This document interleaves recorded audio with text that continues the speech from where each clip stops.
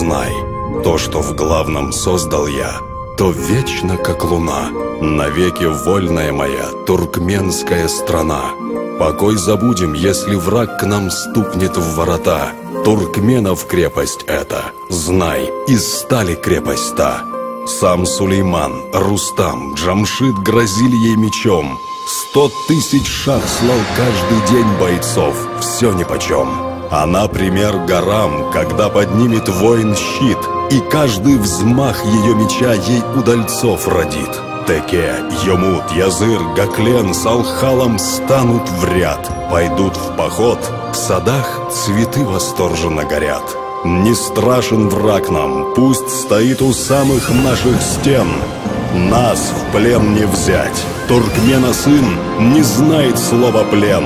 Когда бы гости не пришли, всегда готов им той. Туркмена речь всегда пряма, нет лжи в ней никакой. Так говорит Махут Мкули, нет на душе пятна. Бог на него направил взор, цветет его страна. Прекрасная и загадочная, многоликая и богатая, одухотворенная и сильная Туркмения.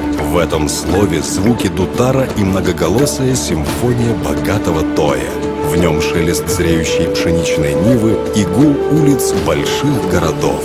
Здесь проживают добрые, жизнерадостные и отзывчивые люди. Солнечный край, простирающийся от Каспийского моря по пустыне Каракумы до предгорья Капетдага.